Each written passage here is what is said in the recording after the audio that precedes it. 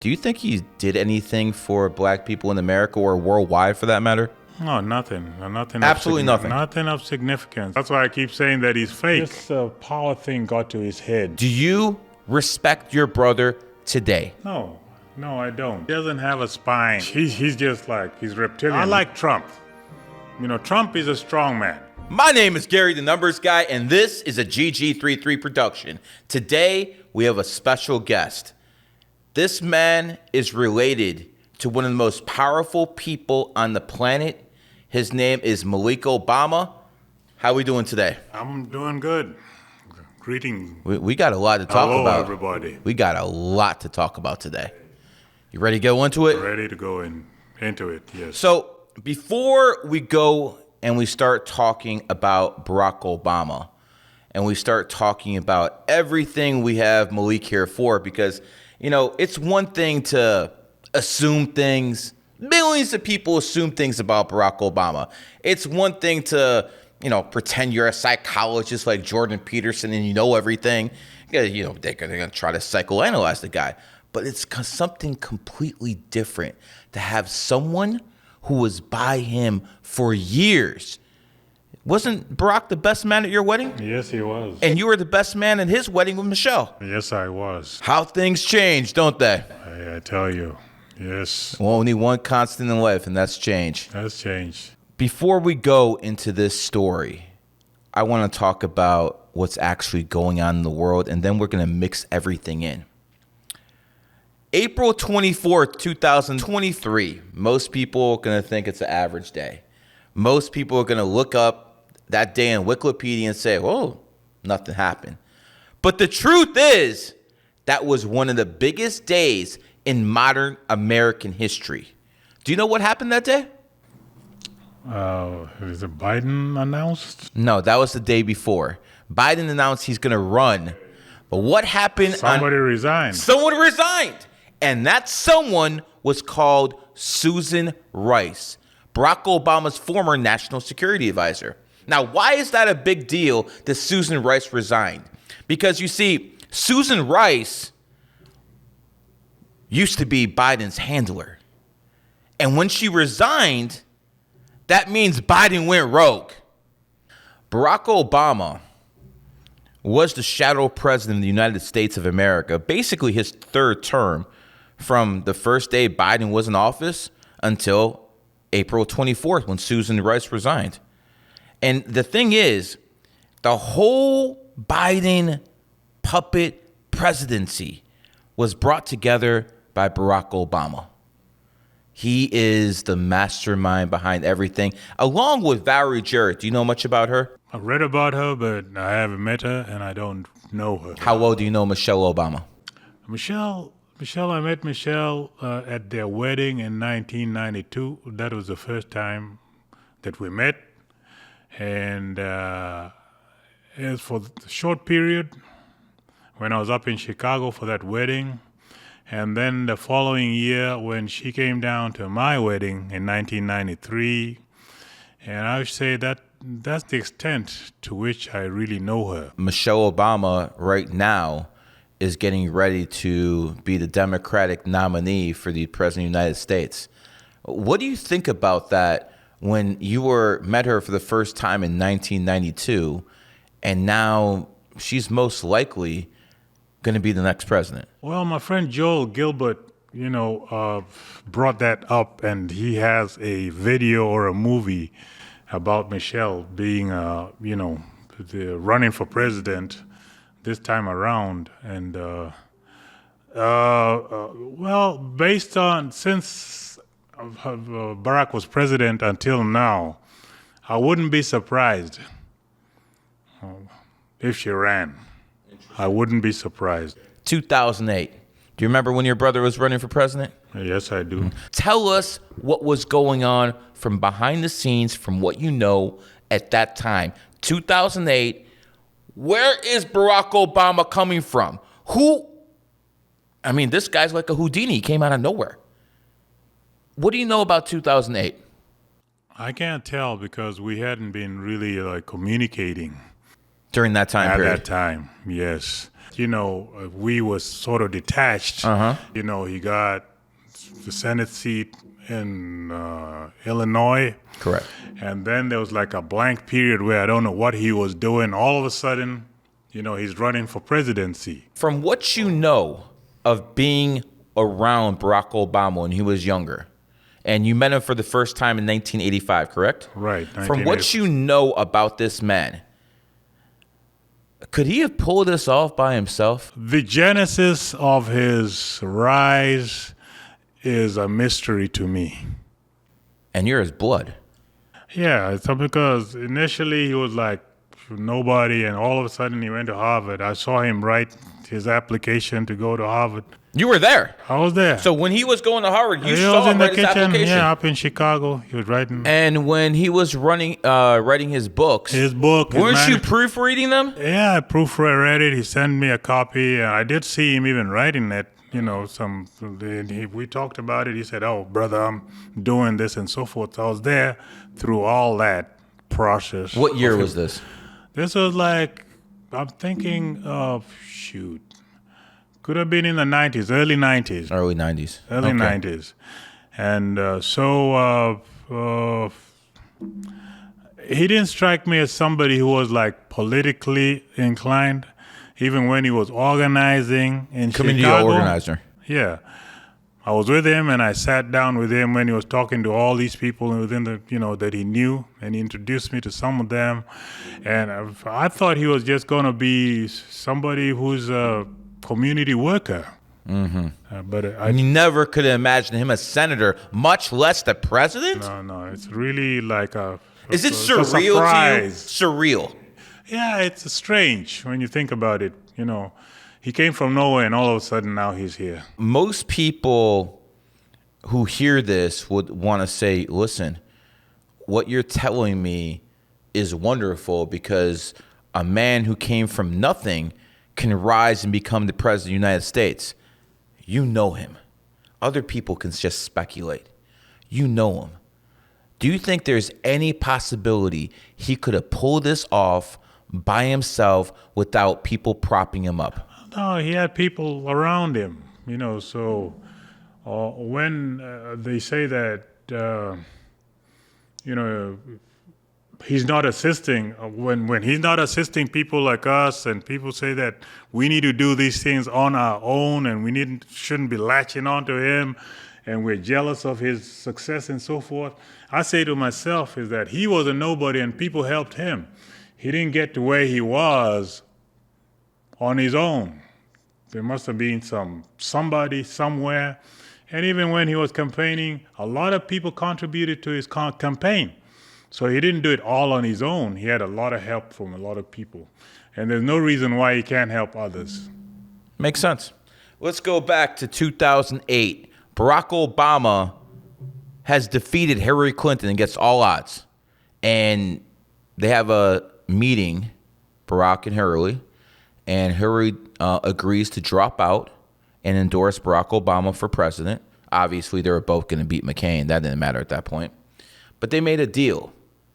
They made basically three components within the deal.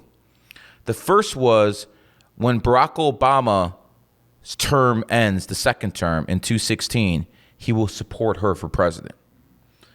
The second part of the deal was she was going to be his Secretary of State for 4 years in the first term. One of those keep your enemies close type of deals. And basically, the last one was, okay, Barack, you get to control the presidency. I need something too. I get to control the Democratic National Committee. So that's what happened in 2008. After Hillary saw that she lost, she got the DNC. She got the promise from Obama to support him in 8 years. And she's like, okay, I'm not the president in 2008 like I thought I would be, like they promised me, but I'm going to be president in 2016. That's not how it worked out, didn't it? No. And see, this is where Donald J. Trump comes into the picture. Donald Trump, President Trump, has a lot of qualities that I admire, He's forthright, he's straight to the point, He's fearless, and he's not afraid, to speak his mind. And I like that. I like somebody who's, upfront. And so I do think that Donald Trump is, the best president that America needs, even at this point. He is definitely the best president And I I'll ever vote lived for him under. again. But when it comes down to it, what Donald Trump didn't know then, and what I still don't think he understands, is Barack Obama propped him up. Obama didn't mention anyone else by name.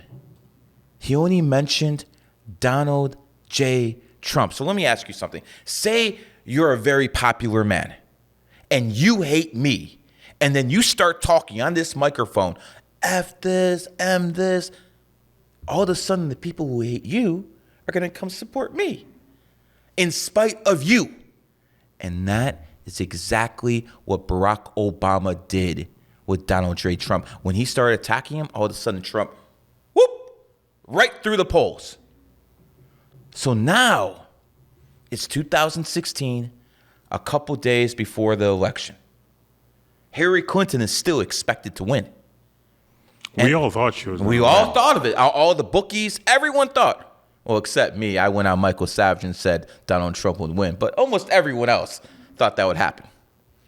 And then the election comes. 3 days before the election, something big happens. FBI Director James Comey, not an FBI guy, just a lawyer, decides to reopen the email investigation into Hillary Clinton. Now, knowing how many bodies the Clintons put in the ground, you think someone would do that without assurances from somebody? That something, you'll be safe, you'll be okay. Who could do that? Who had the power to do that? The President of the United States. Somehow he got assurances to James Comey to reopen that email investigation. When that happened, Donald J. Trump was assured the presidency, and Hillary Clinton got beat again. Now the question is, why would Barack Obama want Donald Trump as president? Doesn't make sense unless you actually know how to think and connect the dots. So remember in 2008, the deal that Clinton and Obama made where Clinton was given the DNC? Well, now she lost the election. It's time to clean house at the DNC. And whose people took over the DNC? Your brothers. Barack Obama. So now he controls the DNC, and the Trump presidency got handicapped. Investigation after investigation, Ukraine, Russia, impeachment twice. They handicapped his presidency. Obama did that as a deep state. And then 2020 came, and they stole the freaking election from Donald J. Trump. Do you agree that the American election was stolen in 2020? Yeah, it was a big steal. The big steal, the big A lie. big steal, They dropped all those ballots, all of a sudden, and they flipped the elections. So now let's go back to Susan Rice. Because Susan Rice was the one going from your brother's mansion. You know your brother has a mansion, right? Yes, several. He has several mansions. The guy who told you Four he's mansions. broke. So he has 4 mansions, but he told you he's broke, right? So she went from his mansion every day in Washington, D.C., straight to the White House, straight through the visitors. They got to sign in. When you go in the White House, you got to sign in. But interestingly, under Biden, those White House visitor logs are sealed. Why? Because they don't want people knowing Susan Rice is going there every single day. Under George Bush, under your brother, the White House visitor logs were open to the public, not under Biden. She went there every single day and told the Biden people what to do. And then on April 24th, she resigned. And then on April 25th, Biden said he's running for re-election. So again, the handler resigns, and then he starts running for re-election. So now we have the Biden administration and Barack Obama in open war. Let's think. Biden is a criminal. He's been running a money laundering operation in Ukraine, and he's protecting his son. And he knows as soon as he leaves office, his son's done, and he might be done. So Barack goes to him last month and says, listen, that's it. You're not running for re-election. It's time for Michelle. He says, the hell with this. Who would he go to?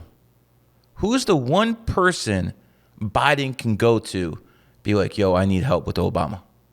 Who is that? The Clintons. The Clintons. And here we are again in 2008. Then we had 8 years later, 2016. And now for the 2024 election, again, it is Clinton versus Obama. And I want people to understand something. Obama owns the Justice Department. Obama owns the FBI.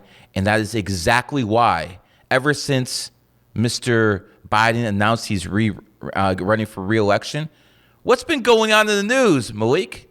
Well, they're going after Biden's son. They're going after Biden's son. All of a sudden, all this new information comes out about Hunter Biden. Shocking. Where was this information 2 weeks ago? It wasn't there, but now it is. Because now it's time to squeeze Biden by the balls. And that's exactly what he's doing. By the way, there's investigations into Biden now, too. And the foreign money, where he got money from China, everything's coming out. And this is what happens when people cross your brother. Does Barack Obama seem like a vengeful man to you? Okay, when he first came down from Chicago to meet me, and we met in 1985, I had a fight with my wife, a serious fight. So, when he came down, so he was supposed to stay with us.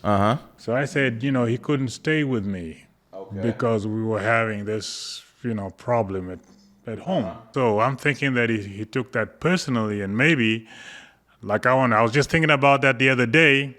The reason he wouldn't let me stay with him in 1997, when I came back from Africa and I didn't have a place to stay, maybe he was getting back at me for 1985 when he couldn't come stay with me when he came down to visit and we first met.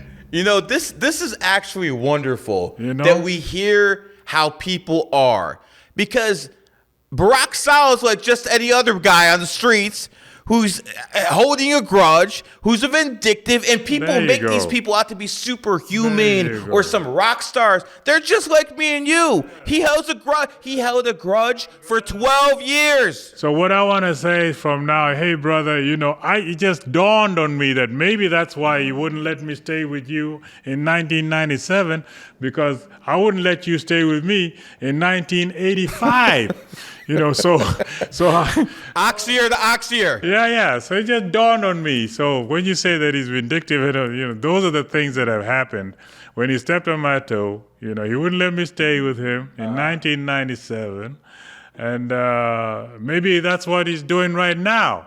He won't let me get close to him because he can't get, the fact that I wouldn't let him stay with me in 1985. He hasn't let go of that grudge. You know what I'm saying? Yeah. So again, you heard it here first, folks. Barack Obama is petty as hell. But going back to politics, you ever hear of a guy by the name of Governor Cuomo? Cuomo was the governor of New York. And he was very, very popular in 2020. I mean, he was on CNN with his brother almost every day. And all of a sudden, he had to resign, because of sexual harassment charges. Mm-hmm. And a lot of people haven't pieced this together. But Cuomo almost took over the presidential ticket for Biden in 2020. Mm-hmm. And I think Obama never forgot that. He's like, oh, you want to mess with my plan, huh? Mm-hmm. To install this puppet. Mm-hmm. Okay.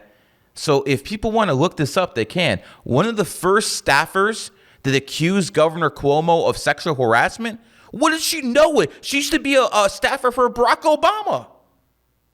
Shocking, isn't it? But we know your brother isn't vindictive or petty, so he would never do anything like that, especially someone who tried to take power away from him, right? Anyways, let's go more into the personality of Barack Obama. You meet him 85. When's the first time after 85 you spent some time with him? Was it 88 when you went to Kenya? 88 when we went to Africa. Yes, we spent some time together. And when you were with him in Africa, were you like brothers? Yeah, we were close. I mean, we were just family and long lost brothers who had found each other. So we were trying to make up for all that lost time. Would you consider him intelligent? Yeah, he was. I mean, he's an Obama, and in my mind, we're all intelligent. There you go. You know what I'm saying? I mean, it's in the genes. Well, you're a capitalist, and he seems to be a little bit more on the communist side. Well, I don't know about that because he's amassing a lot of wealth. And, well, no. That is he's not a capitalist when it comes to his own pocket, but he preaches communism to everyone else. That's why I keep saying that he's fake. I mean, he's like, he puts up this front and everyone thinks he's such a good guy and so forth, but, he's not living up to any of, he's something else, As the first black president, and you being a black man, and not only his family, but a black man, do you think he did anything for black people in America or worldwide for that matter? No, nothing. Absolutely nothing. Nothing of significance. And like I say, initially, he came across as somebody who was, like you say, a socialist, like you get along with people and would help others. Yeah. And but when I see him and looking back, I think he's very self-centered. Did you see any signs of that in 88? No, he was very different back then. Humble man? From what he is right now. Humble man? He was humble, yes. Was he a religious man? No, I didn't see him into religion, though at his wedding in 1992, we had he was in this church. Religion? But your personal experience, that was all bullshit. No, but that was like something new to me, that he was, getting into the church thing. I wasn't sure if it was Michelle who got him into it. I can't tell, but all of a sudden he was into church. Okay, so basically when you saw that, you call bullshit, right? Yeah, come to think of it, it was all something made up. Or is it your opinion that he got in there to get votes? It could be, I'm not saying, but, he must have got involved in the church, to be associated with the reverend. And, of course, he detached from the reverend and put him under the bus. Yeah, as soon as he got some heat. So he discarded the reverend, for convenience sake. All right, let's move to 93, your wedding. Barack and Michelle come to Kenya. Yeah, they came. Everybody came. Everyone came? My mother came. Tell me the experiences you had with Michelle Obama. Michelle, she was like to me, like she was just tagging along. Okay, she was my brother's wife. There was nothing unusual. It was just normal. It was just normal woman. Yeah, she was normal. And by the way, you showed me a picture, which we will be putting on this podcast, after it's taped up. She looks like a woman to me. She was just normal. I mean, there was nothing strange looking about her. She looked like a normal woman to you in 93. She was just a lady. She was just, my brother's wife. Did she look masculine at all? No, she was very feminine looking. She was just like a normal woman. She was, Okay. And again, completely normal, right? Normal. There was nothing strange about her, Let's go to the first time you and Barack kind of start parting ways. I'm assuming we're going back to 97, correct? Yeah, around the time that I came back, she had left in 1995. I sort of like had a spiritual awakening. And so I was into this thing, like I'm going back to my roots. Anything that is European, white, I had nothing to do with it. Okay, so you became part of the Nation of Islam or something like not that? national. I was just like Malcolm X, like sort of like Okay. just, I got into that thing, and sort of like started seeing things in a different. Was Malcolm X your hero? Yes, and that's why I'm called Malik. Okay, Took his after name. Malcolm X. Yeah, Malik El Shabazz. Cassius Clay, who changed his name to Muhammad Ali, was very, very close to Malcolm X. Yes. And he was forced to pick between the Nation of Islam and Malcolm X, and he picked the Nation of Islam. And he said that was the biggest mistake he ever made in his life, to turn his back on Malcolm X. Personally, Malcolm X, I believe that he was a good man.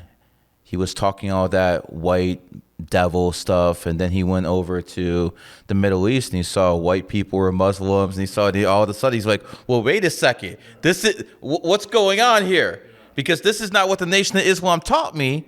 All of a sudden he goes against Elijah Muhammad and the Nation of Islam, and he had a meeting with Dr. King, and in this meeting they wanted to form a new political party for black people. Unfortunately, after that meeting, both of them were basically taken out, because we can't have anyone going off the Democratic plantation now, can we? No. The liberal mindset, we can't have anyone messing with that. So we all know that Dr. King was killed, but the way they got Malcolm X was extremely different. The Nation of Islam and the law enforcement, maybe the FBI, maybe it was local police, they basically worked together to kill this man. They basically worked together to kill Malcolm X. So Malcolm X always had a security detail with him. Before he was to speak at the event he was killed at, his security detail was stopped by the FBI or maybe the local police, but they were not there to protect him. And then other Nation of Islam members who wanted him out knew he was unprotected. Bye-bye Malcolm X. And who benefited the most from Malcolm X's death? Louis Farrakhan. And by the way, people who doubt this story, I want you to think about this. Malcolm X's daughter wanted to kill Farrakhan. Do you know who stopped her? The FBI. Why would the FBI stop Malcolm X's daughter from getting revenge against Louis Farrakhan unless, and this is just me putting stuff out there, I'm not saying this is real or not, unless someone's on the payroll. And when you were in that 1995 spiritual black man journey, how long did that last?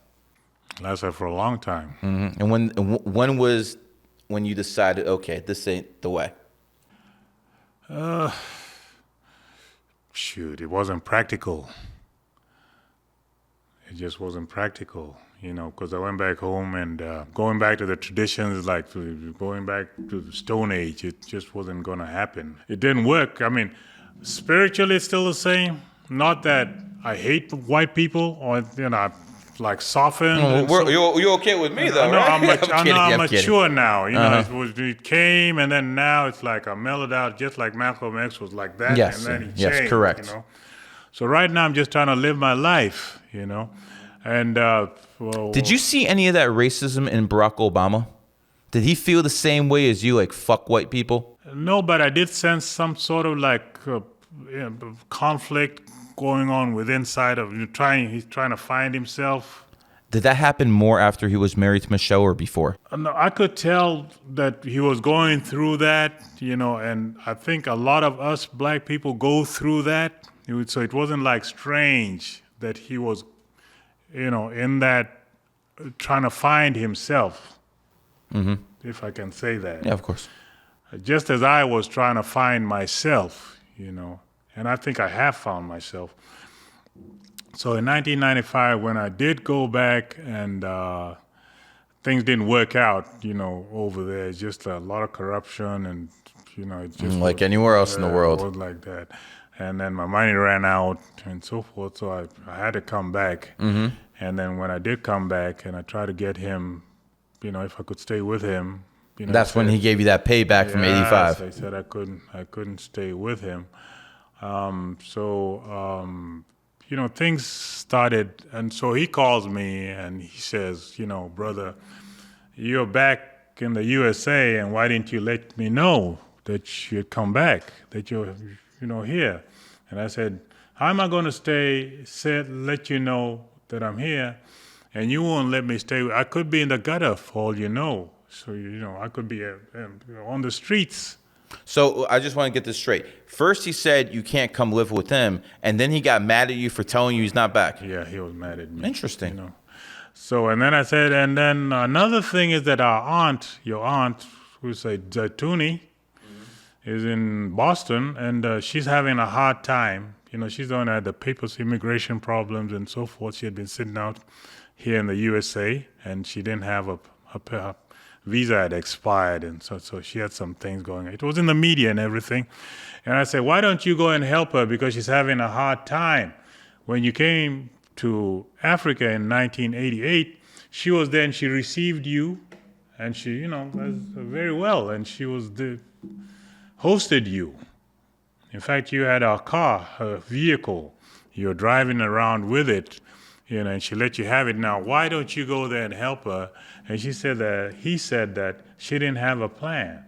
And so I was mad at him. He was mad at me. So we were mad at each other, and that's when, That's when the rift started. Yeah, that's when. So in 1997, in the ox year, that's when you and your ox brother started having issues. Yeah, we started, because I think that I expected him listen to me, because I'm older than him. I'm his elder brother, so I'm. Oh, he ain't listening to anything. So huh? I think he was upset that I was shouting at him over on the phone. I got you. Okay. Let's move on now. 97, 2005, January 2005, your brother becomes the junior senator of Illinois. So things hadn't really gotten really that bad. We were still communicating, and he was still not, up there, unreachable, So 2005, when he got elected senator, so we came over. I came over to his swearing in, So everything was pretty much okay. We were still, we had a relationship going. We're still, together, I would say. We hadn't really detached. And so I came over here, and he was sworn in. And the whole family was here, and we were here, and so forth. So 2005, we were still okay. And then 2009, when he was at his inauguration. First year as president. Also, it wasn't 100%, but we were still, communicating. Okay. So I came down here also, and we were at the inauguration. It wasn't 100%, like what I was expecting, but we were present, and I was around, that kind of thing. But I did.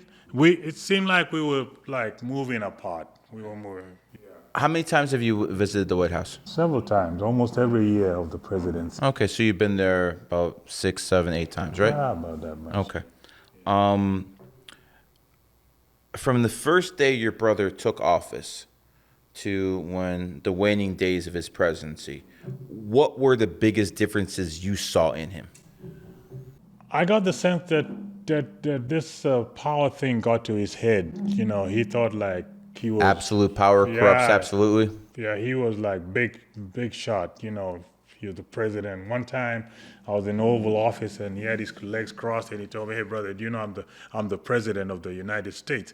As if I don't know that. I'm in the Oval Office. Of course, he's the president of the United States. Maybe he's trying to flex on his big brother. Yeah, so that's what he was trying to do. I think that's what he wanted. Did he smile when he said that? No, he was sort of serious. I should, acknowledge that. Was he trying to lecture you or something? Yeah, every time when I went in there, it's I brought it down we were just it used to be, old times. Oh, so when you went in the Oval Office, you basically acted him like you always did. Yeah, but always. Now he's the president. He's the president. So he wants you to act a different way. A different way, Did he felt disrespected that you didn't? I think so. He was upset that, I wasn't treating him like I should. He's the president, so I need to treat him, presidentially. I got you. But I just saw him my brother. Did you call him Mr. President or did you call him Barack? No, I just told him brother. We call each other, hey, brother. Did he felt disrespected? I don't know. I think he just wanted to let me know in no uncertain terms that he's, bigger than I am. Oh, well. Okay. I mean, you're still the big brother, no matter who he is. And as far as I'm concerned, I'm still his bigger brother. Yeah, I tell him off. No matter what happens, because you're speaking to a big brother too. You know what I'm saying? No matter what happens, I don't care how old they are. I don't care how much money they have. I don't give a damn if they're the president of the United States. They're still the little brother, ain't that? He's the president, I'm the king. That's the way I see it. I don't give a shit whether he's the president or not. That'll stunt you. That'll phase you at all. That's what I'm saying. Yeah, that's how it is. Okay, I can respect that. Let's move now past the presidency. Okay. Has he talked to you since 2016? No, we haven't talked. The last time that I sat down with him was in 2015. That was like the waning.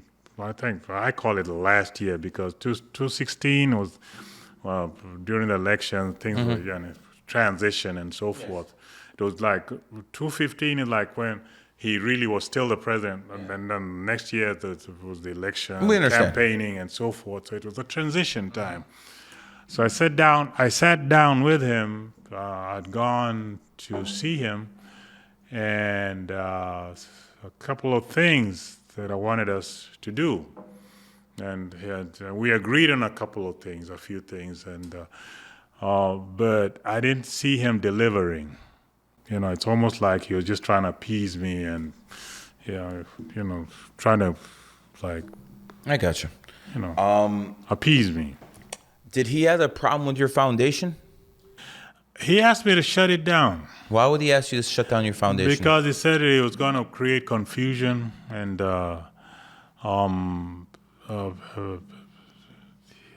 he just wasn't happy that I would be setting up an organization that had his name on it. When did you set that thing up? 2008. 2008? So he told you to shut it down then? Yeah, actually it was the same time that he was elected, And you're smart, man. Yeah, you're smart. You put that in there right before. So you got it before he got it. I got it. I said it was a perfect opportunity now, to do all the things that I wanted to do, to redeem my father, to set at least something up in his memory,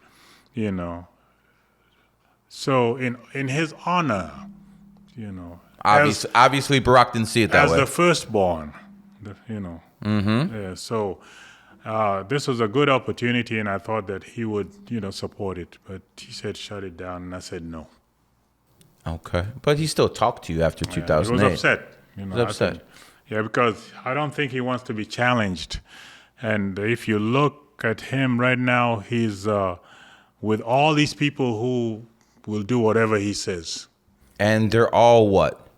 All the people around him are what? They're all women. All women. Yeah, I don't see any alpha males around him. So again, let's go through the list. Valerie Jarrett lives with him, been with him for a long time. Called Obama's brain. Michelle Obama is with him. He has Susan Rice with him all the time. Janet Yellen. No, I don't see any men around him. Are there anyone? Is anyone I'm missing? No, I don't see any. And Barack wasn't really raised by your father, was he? No, and that may be one of the reasons for that is that he was raised by his mother. Would you so think he that didn't have a man, a masculine, Do you think that's part of the reason why he's more tilted to a Democratic, liberal, because he didn't have any masculine men around him? Yeah, I'm thinking so. He's like more flexible, He's open, to a lot of things that probably, if he had somebody, a man, masculine guy, he might not have those. You think the office and power has corrupted your brother? Yes, of course, definitely. Not like he used to be. Did he have 4 mansions when he knew you? Was that? Did he have 4 mansions when he was good friends with you? He didn't have anything. Didn't have anything? When I knew him, yeah. All of a sudden he becomes president, senator, and he has all this wealth. Wonder where he got it from. But From his office. In this battle between him and Biden, because let's face it, Biden has turned on him. And let me just say this to the camera. I've been saying some nasty things about Obama. Some things have been said here, but I want to make this abundantly clear. Just as I said, Donald Trump is the best president I ever lived under, I acknowledge Barack Obama in making that happen. I acknowledge Barack Obama for stopping Hillary Clinton in 2008. So I just want to say a public thank you, because a lot of people know you stopped Hillary Clinton in 2008. Not many people know what you did in 2016. So I just want to say thank you. Thank Valerie Jarrett and Team Obama for actually making that happen in 2016. But now we're back at war. And I'm going to assure you something, everyone's listening to this podcast. Biden and Hunter Biden will be made examples of. They ran to the Clintons. They're going to try to run it with the Clintons in 2024. And I got to be quite frank, I don't like their odds. Because when you own the DNC, when you own the Justice Department, when you own the FBI, when you can plant all the evidence you want, I don't care if you are the president of the United States, you're in a lot of trouble. And while I don't think we'll ever see Joe Biden in handcuffs, I think Hunter Biden in handcuffs, as I remember, we talked about Jesse Jackson and his son. We talked about what he did to Cuomo. If he's going to go after somebody, it's going to be Hunter Biden. That was the weak link. And I got to say this. Hunter Biden's a piece of garbage. From a drug addict to a crackhead to a pedophile. We can excuse drug addicts. We can excuse some behavior. Yeah, it's frowned upon. You fucked up. Fix yourself up. Get back on your feet. Many people have done it. But there's some crimes, and if you disagree with me, tell me, that cannot be forgiven. And pedophilia is one of them. You as a Muslim, when you come to America and you see the type of stuff your brother supports, what do you think to yourself when this is a man you grew up with, and now he supports basically what the Quran says is haram? It's unbelievable. I mean, that's one of the things that, has made me upset with him, because it's like he goes for anything as long as it's going to prop up his popularity, his image.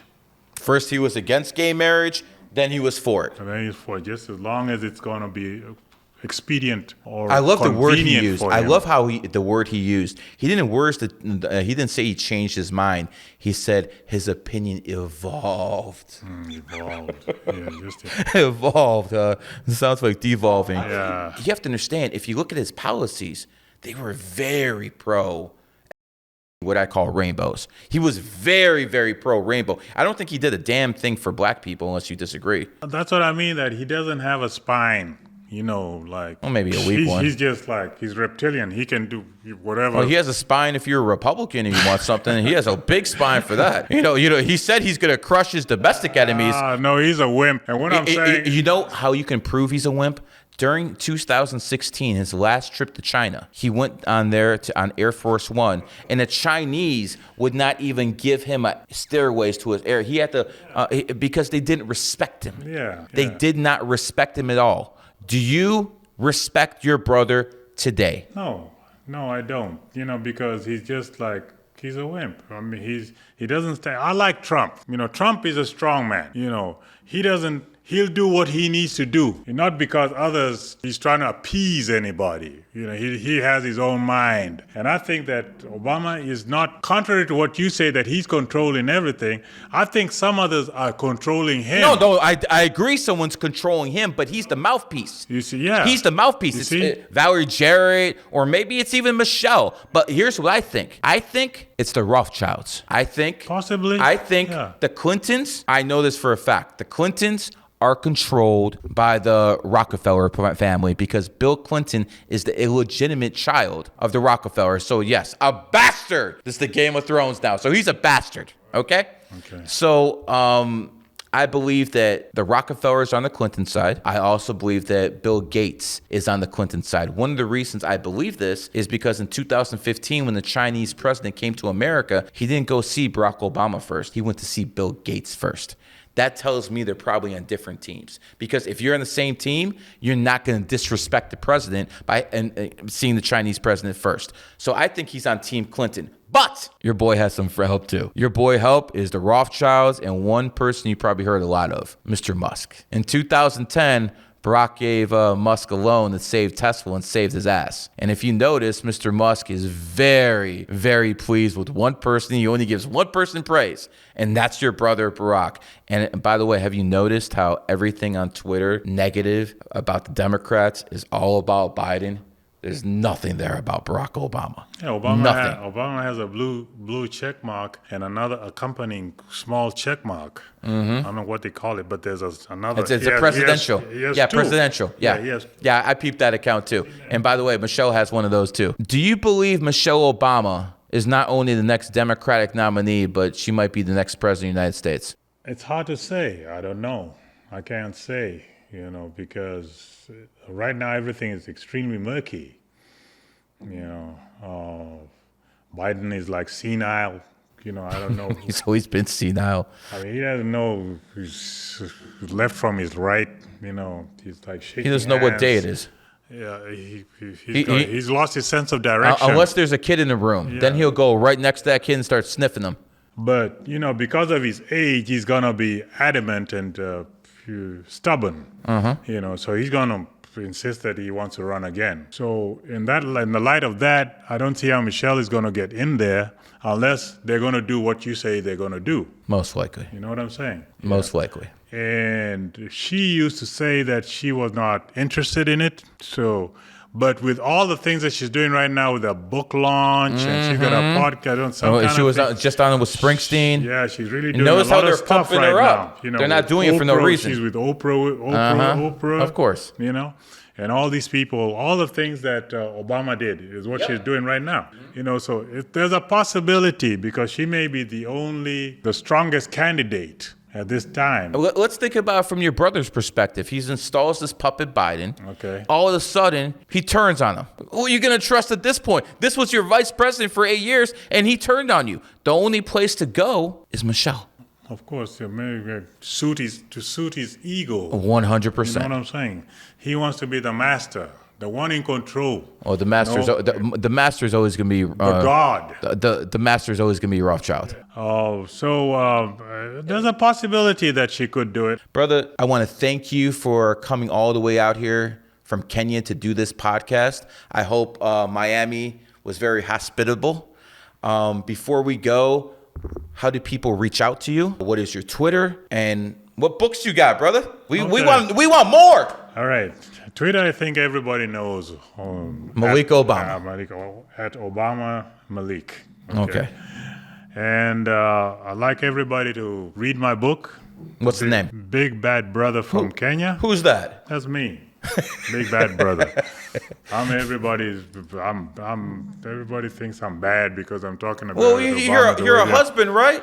I just tell the truth. Okay, listen. If you're a husband, I'm a husband. Yeah. We're all bad. We're automatically bad. It's always our fault, especially in America. Maybe in Kenya you have a little bit more justice for the man. Not in this country. Yeah, I tell the truth. So, Big Bad Brother from Kenya. You can get it on Amazon. That's a book that I wrote, and nobody wrote it. I wrote it all by myself. My experiences, if you want to know anything about my family, all the things that we've been talking about, it's in that book. Then you got the book that I wrote about my father, which is Barack Obama Sr., The Rise in Life of a True African Scholar. You can get that also on Amazon. And I'd appeal and I ask everybody to support my organization, because the purpose of the organization was not for self-gratification or to build wealth, but I'm trying to help people. I want to see if I can build, bridges. I want to see if I can help needy children, orphans, women, or widowers, all those who need help. And there's an opportunity.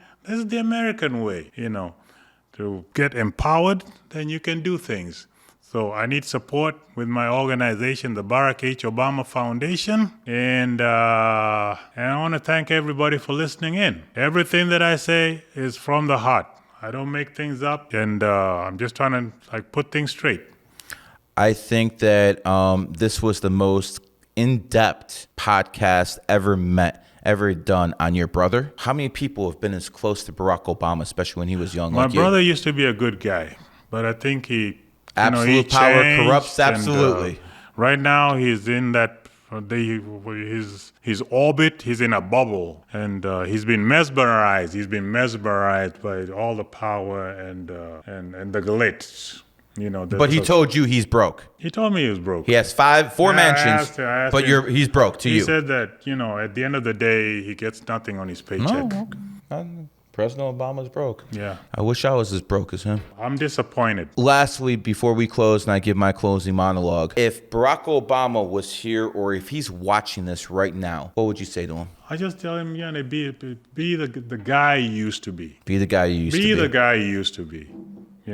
All this stuff is just transient. But be yourself. Just be the guy you used to be. The guy I first met in 1985. Ladies and gentlemen, today you have heard more truth about Barack Obama than CNN, Fox News, and all the others have combined for the past 15 years. You heard it straight from a person who is the freaking best man at his wedding. We found out a lot about Michelle. We found out a lot about Barack. But most importantly, we dissected exactly what's going on in American politics right now. We're at war. And it's obviously a silent war. Barack Obama and the Clintons are right back at it. And no matter what I said in this podcast, take them down, Barack. This has been a GG33 production.